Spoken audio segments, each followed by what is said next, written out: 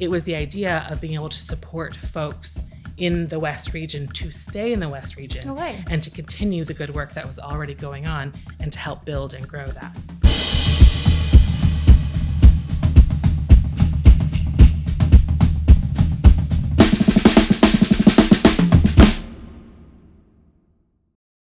Welcome back to GASP Sessions. I'm Róisín Buckley from Piquant, and I'm joined today by Ainslie Peters from Crew. Ainslie, you're super welcome to GASP. Thank you so much for having me. This is such a treat. Yeah, thanks for coming up all the way from Galway. Well, from Ennis. You came from Ennis, but... We're based in Galway, yes. Excellent. All right. So Ainslie and I met last year and immediately got on. So I'm delighted that you came and chatted to me here today. But you've been working on a really cool project called Crew. You opened your doors officially in April. We did. Yeah. Very recent, yeah. And I had the privilege of getting to sneak peek all around your space. So basically it's this really cool digital technology innovation center, and I might be saying that a little bit wrong, based at the ATU, the Atlantic Technological University, just at the edge of Galway City. Tell me about what Crew Digital is and what exactly are you guys up to there? Excellent. So Crew stands for Creative Enterprise West, and Crew is a nonprofit CLG that is focused on the support of creative tech entrepreneurs. So we have a number of different activities going on, from programs to hosting events and supporting the ecosystem. And we have recently just opened our Creative Enterprise and Innovation Hub, which is based at the front of the ATU Well Park Road campus. So that's the ATU campus that has a lot of the creative arts and media programs. So we're based at the front of that property. And yeah, we've been building that space for the last about year and a half. And we now are doors open and have members working from our building. Yeah, and because it's a whole new build and it literally mushroomed, didn't it? Like it grew up super, super quick. You know, I was there and there was nothing. And then a few months later I was there and there's this high spec, awesome building. We secured funding, I believe, in 2019, maybe 2020. So obviously things took a bit longer during that time period. But yeah, we broke ground, I think, November 2022. So around 14 to 15 months of construction to doors open. So, I mean, a brilliant construction team, project management team, and support from our community. So yeah, it's great to have the space there and open and in the world. Excellent. No, it's really impressive. And if anybody gets a chance to go in, you're open to people visiting, aren't you? Absolutely. So we would love to give people tours and have folks in to get to know a bit more about us. We will on our website have a sign up for tours. So we'd love people to get in touch. Okay. And the website? crewdigital.ie. Right. I want you to tell me about your journey, how you got involved with Crew and how you got from, I know you were working with youth in kind of different youth camps over in Canada. Am I saying that right? Because youth camp sounds like some kind of, Yes. Well, how would you describe that? I was working at summer camp. Okay. So my journey is a bit of a meandering path to get to where I am today, as I think a lot of us creatives probably have the same feeling. So I originally moved to Ireland. I grew up in Canada and I moved to Ireland almost 20 years ago. So I initially came over to work for an organization called Barrettstown, which is a camp for young people with life-threatening illnesses and their families. So that was started by Paul Newman, and it is based in Kildare. So I came over after I had finished my master's in philosophy, aesthetic philosophy, which doesn't really have a direct employment route. But you're good at thinking about things. So I wasn't really sure what my next steps were going to be. And I had worked at a similar organization in Canada. It's very much a part of Canadian culture to grow up going to summer camp. So came over to work at Barrettstown and was the director there for about 5 years. So a really just incredibly inspiring organization and wonderful people to work with, and had the chance to set up a sister organization in Colorado. So Barrettstown is part of a global network called the Serious Fun Children's Network. So I went to Colorado for a year to help set up a new program there and supported some of the global programs in Eswatini and Cambodia. And a lot of my role at that stage was capacity building for staff. So training staff and working with local teams to be able to be self-sufficient in running their own programs.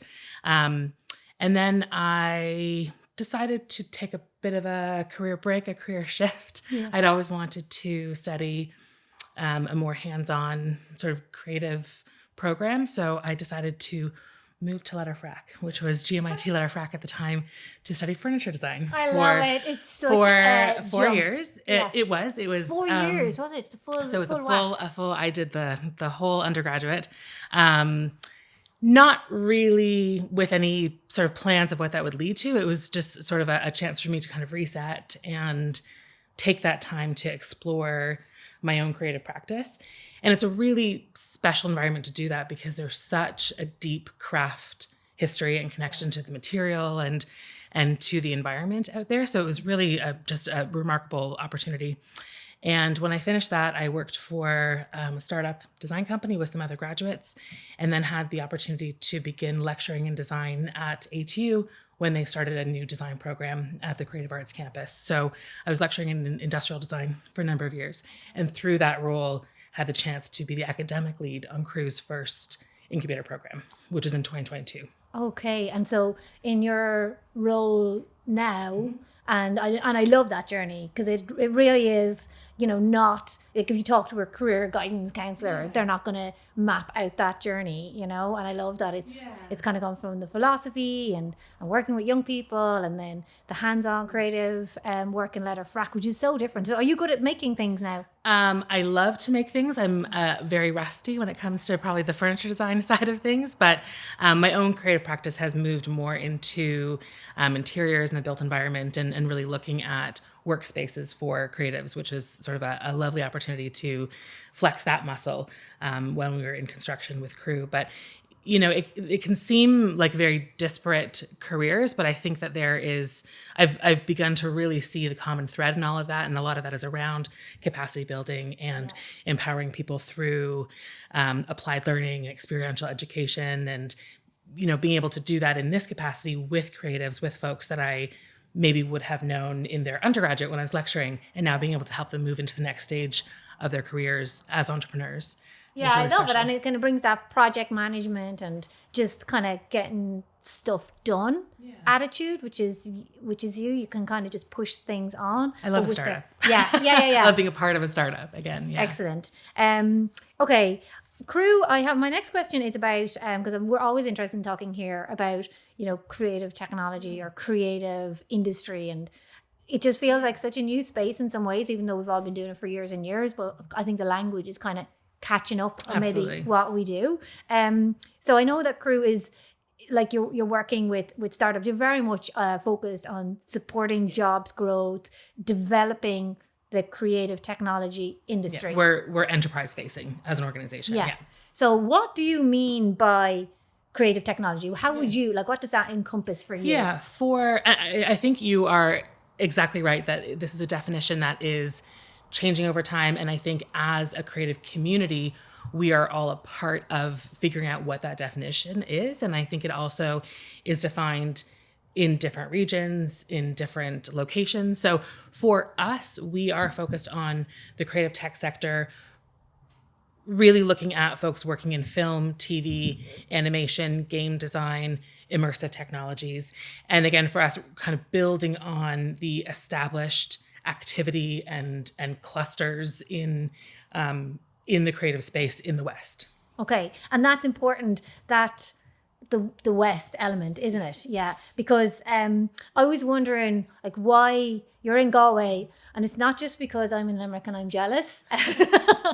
It's not just that. But I was wondering, how come Galway was identified? Was it because the creative tech industry was building there and they needed this support? Or was it the flip side of that, kind of an almost, if we build it, they will come, and felt that there wasn't enough of this happening in the region? Yeah. And then that's why it was built here? Or tell me. I'd say it's probably a combination of both. Okay. We have our HQ, our hub is in Galway, but Crew very much has a regional focus. So we have always sort of applied a hub and spoke model to what we're doing. So we're very much focused on serving folks along the whole sort of West Atlantic corridor.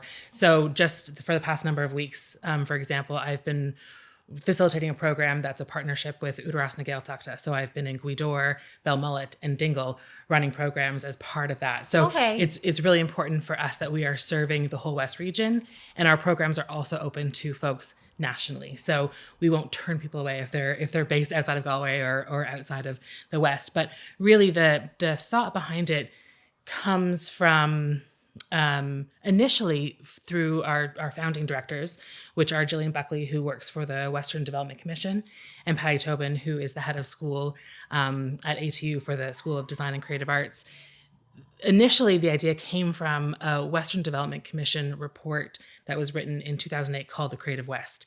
And that report identified the potential of the West region to support and grow the creative industries, that the creative industries work very well in urban and rural locations. And there was this opportunity to really foster what was already happening in the creative sector and to help with jobs growth and to help the export of that sector from the West. And from my role as an educator, looking at graduates who feel they have to leave the West and they have to leave Ireland or they have to go into a city center to be able to pursue their careers. So it was the idea of being able to support folks in the West region to stay in the West region and to continue the good work that was already going on and to help build and grow that. That's really interesting about the report bit because, as somebody who's, working in the industry, sometimes it can feel a bit, this report comes out, they're all just kind of gathering dust on a shelf. But this is an action that came out of it. Absolutely. That's really encouraging. And so if you think, that report was published in 2008, I believe there was a follow-up report maybe 10 years later that was marking how that job growth had happened. So that's 2017, 2018. And then we look at Crew being set up as an organization, getting funding from Enterprise Ireland, building our building. And we're very much a startup. So we're only now starting to look at the results of our activity. And again, we play a part in a broader ecosystem of people that are supporting this sector. So it's not like this is us on our own doing this. We're trying to tap in and find our place within a number of different organizations and initiatives that are all working together to help raise the profile of the creative industries. No, it's great. Like I know, 2008, that's what almost kind of 17, 18 years ago, but if my maths are right, 16 years. So it's a long time in some ways, but it's at the same time, it's there's been that work, the continuous work. Absolutely. Yeah, I have to say that is encouraging. Okay. Can you talk to me a bit about the organizational structure of Crew? So you've already mentioned your board and the involvement of the Western Development Commission and ATU, but how does it, like the day-to-day, the business of Crew, how does that work? So we have, as I said, our three founding partners are ATU, the Western Development Commission, and Ardon, which was formerly the Galway Film Centre. And we have a voluntary board of directors. And then our team, our small but mighty team, there are three of us, our CEO, Niamh Costello, myself as the program and community manager, and Aisling Burke is our innovation and market development executive. So again, in a startup environment, we all wear many hats, but we are a team of three that are focused on how we can support our members, how we can encourage folks to join the community, how our community can serve the broader creative ecosystem. And we work with a number of partners on our various projects. So we approach everything in a very collaborative mindset. So we are really lucky to work with an extended satellite team of champions and supporters. Great. So there's three of you employed at the moment. Day-to-day, yeah. Have you any expansion plans? Any jobs coming up there? We want everyone to come and be with us. So we absolutely have strategic plans to have more roles. I don't have sort of an exact time frame on that, but we will be growing our team. Absolutely. And we will be growing our team because we're growing our portfolio of what we're doing. And so we need more people on the ground. We have now a building with capacity to have more members in it. So we need more people to be supporting that. So we will absolutely be growing our Crew team. And we're also growing the opportunities for folks to be working with us. Yeah, that's great, because I just got such a lovely vibe off the whole thing when I was there. So it's great, because it is a job for somebody in the creative industry in the West, just being there. Like but by being there, you are fulfilling the mission. That's it. And there's so much learning from all of our member companies as well. It's really, I mean, obviously I'm biased and think it's very much a dream job, but I get to work with creatives and for creatives. Yeah. I get to work with organizations that want to support creatives but maybe don't know exactly how. I get to illuminate what the creative industries are, talk about these definitions of what it is to people who are maybe not in the conversation. So it's pretty special to be able to be a conduit in a lot of these conversations. I want to come back to something you mentioned. You were saying to me about all the places that you've been, and that's all part of kind of building the community along the Western seaboard. So explain that to me. So you don't have to be based in the crew space to be part of what crew is doing. Absolutely not. So explain how that works. Yeah, so we have office space and co-working space within our hub. So we have private offices, a co-working facility. We have space for events and meetings, so folks that aren't based in our building can still be running activities from our building, and those activities are open to the general public. And then from our programs, we offer our main program up to this point has been what we call our SEED program. So it's creative entrepreneurship and enterprise development. And that is an accredited incubator program. So it's quite an innovative model in that we work with really, really early stage creative tech entrepreneurs. And on the crew side, we facilitate a lot of the industry-based, practical-based development of that business idea. And on the ATU side, because it's a shared delivery model, their lecturing team works through 30 credits of content around creative ideation, market strategy, creative venture planning, business plan writing, and there's an accredited postgrad level 9 certificate at the end of it. So again, a route for qualifications and also a route for support. Somebody's in that entrepreneurial support stage, exactly, but they're based like somewhere else. Like so that program is delivered in a blended format. So all of the academic elements happen online, and then we bring everyone together one Friday a month for an in-person symposium. So it's a chance for folks to work at the pace of developing their business or whatever their other commitments might be, and then can come together to really focus on peer-to-peer learning. So that program, we're just finishing our 3rd cohort with that program, and we'll be accepting our next intake around August or September. Okay, so that's open to everyone. And then our short courses are open to folks if they're online anywhere, and if they're in person, if anyone wants to come and travel, we'd love to have you. Excellent. Okay, that's brilliant. So I get it now. And so you were just going out to kind of check in with them and see how they're going on. Do you have to do that often? So this is part of a program that we are building. It's a pilot program with Údarás na Gaeltachta. So I was running a course on design thinking for entrepreneurs in 3 of their GTECs, and then we'll be out doing 3 more courses with them. And then hopefully we'll expand that to further into the GTEC network as well. So we're offering capacity building in those centers based on what our expertise is. Okay, gotcha. And so they kind of bring you in to deliver that. Because actually it's the design thinking approach to problem solving it's illuminating, isn't it? Absolutely. And for us, and I think sometimes folks might be a little confused on this side. So our programs, we have really focused on how we can support entrepreneurial skill building for creatives. So how we can help folks working in the creative industries develop their business skills.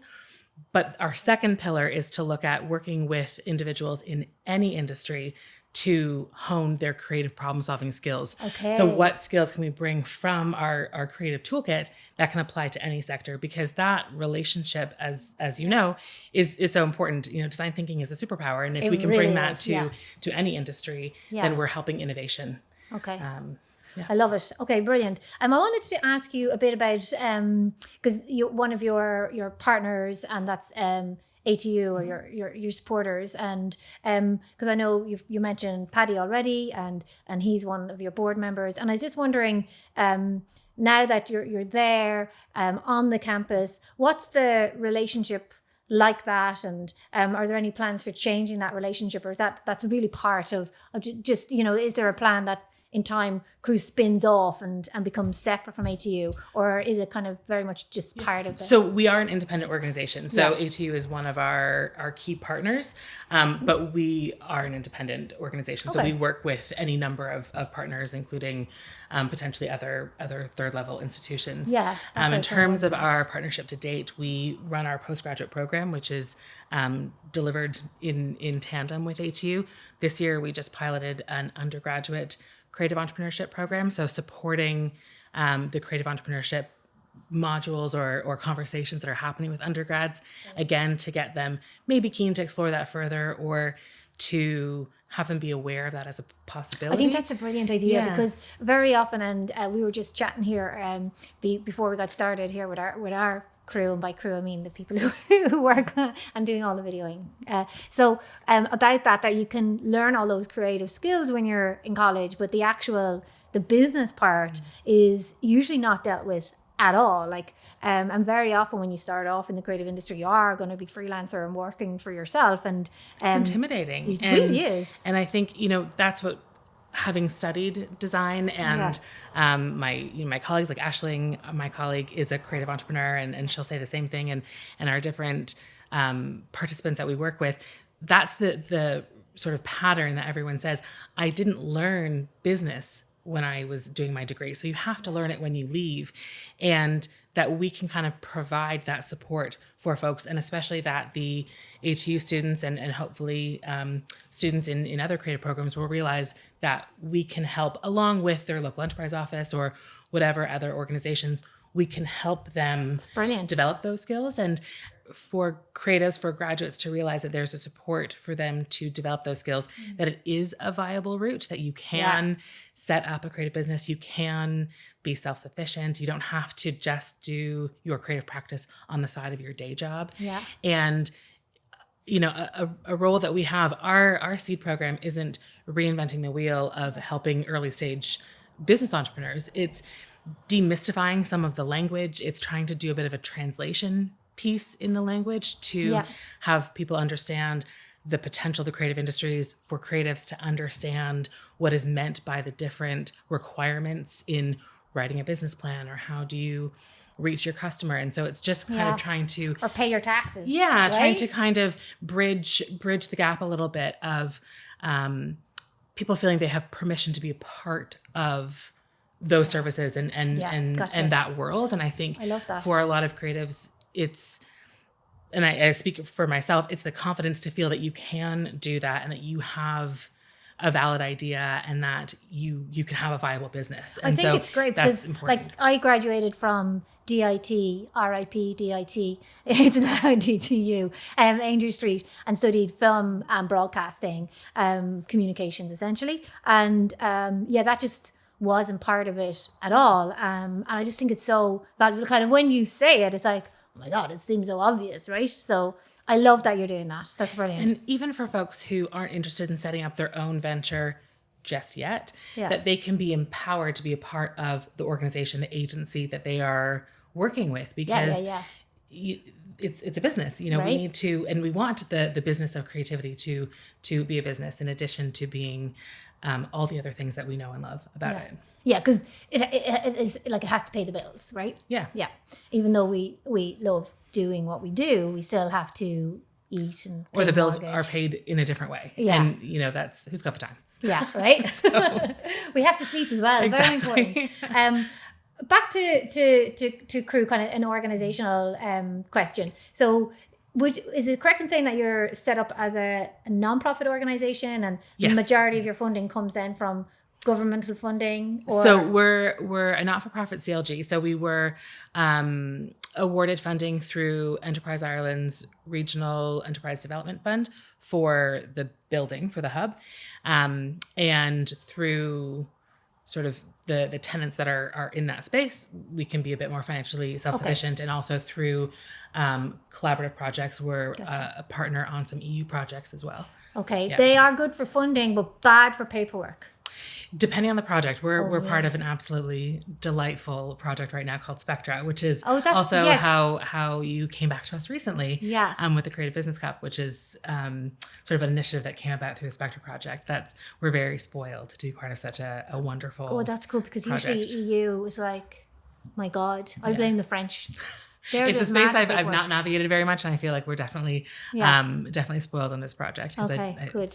It's very easy, and it's we're doing the work, the good work in it, as opposed to maybe being as bogged down with some of the paperwork. So you have that kind of ongoing funding, because that's can be a stress as well. Yeah, and I mean, we do. It's important for us to actively pursue partnerships to help with that, because we have big plans. Yeah, and big plans, and that's a question I was wondering about, like success. How do you measure success? Yeah. Like, do you have kind of KPIs or targets, and do you measure how do you do that? Yeah, we do. We would have some targets as part of funding that we've been awarded. Gotcha. And sort of looking at job growth is definitely part of our focus and how we can do that. We're very new as an organization, so we're only just tracking some of these things. For myself, on the program side, I would really look at success in terms of, when we have folks coming through our programs,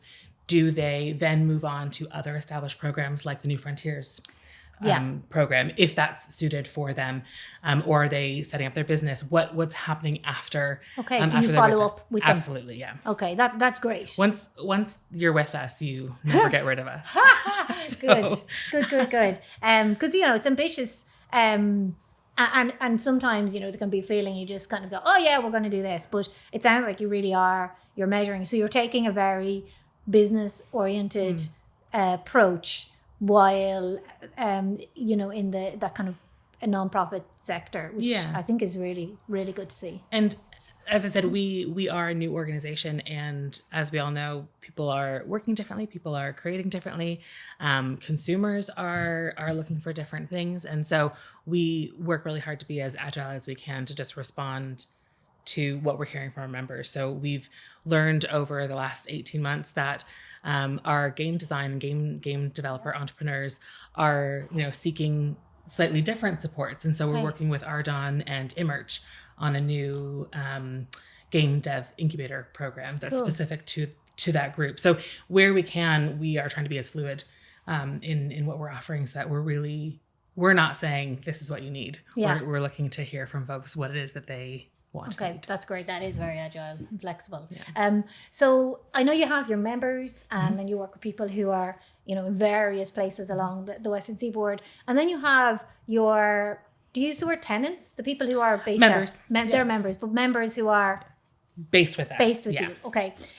So when I first visited you, when I was in Crewe, just soon after it opened, you guys were literally unpacking boxes and like peeling the stickers off the coffee machine, and it was very brand new, that kind of smell of paint everywhere, and so your members were just also doing that and just beginning to get settled in. So kind of a few weeks now, are people settling in? And tell me about who's living with you. Yes. Who are your roomies? Yes, our roomies. So we are still definitely settling into the building.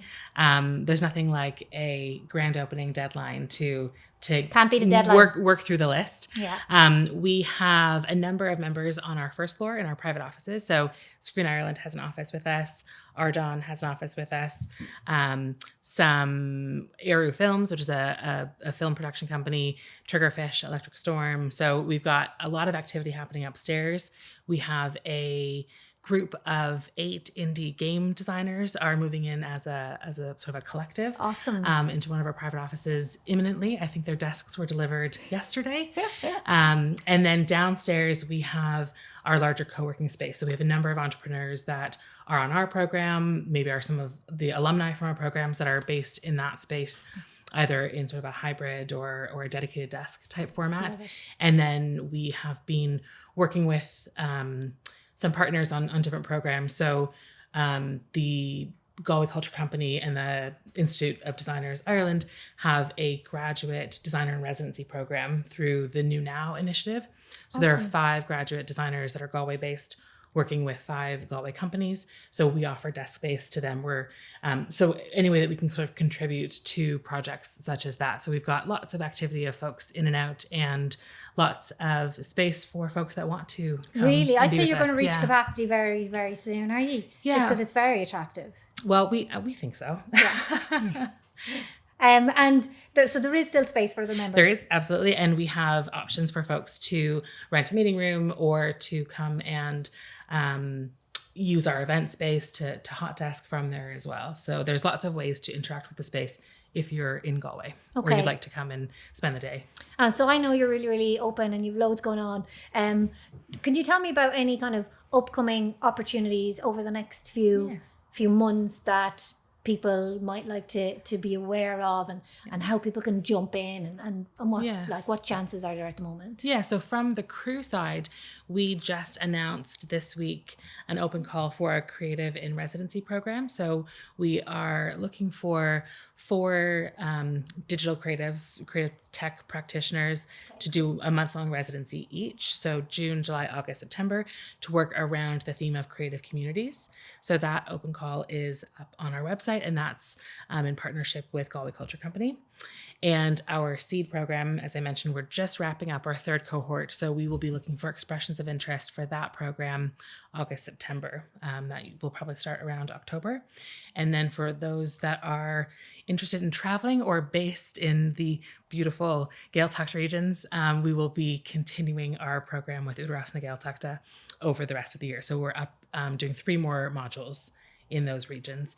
And then our members are running wonderful events. So there's a lot happening in our hub through our community. So like Ardon running events from our space, or the local enterprise office Galway is running a great design mingle event, which is a lunchtime chat with a creative. Nice. So there's a lot of activity. We just launched a new website, so people can have a look on that, and then on our LinkedIn and social media. And do you have a newsletter? We, at the moment, coming soon. We have a newsletter list. We have good start. It's on the list of things to do, but at the moment we'll be mostly announcing things through our website. Okay, so coming soon. But watch this space. Yeah, okay, but it's definitely worth checking in. Yeah. Every now and then, and following you guys on the socials or whatever, because there's lots happening. Yeah. Ainslie, thanks so much. Thank you so much. I love talking to you. Hopefully that was. It was beautiful. Yeah, exactly. I really enjoyed it, and hopefully listeners and watchers did as well. Folks, thanks a million for being part of the GASP video podcast. You can find us on Spotify. Thank you to Circa for figuring out how to do that. And we're also on YouTube. So do like, follow, say nice comments, all the good stuff. And we will chat soon at the next GASP. Thank you.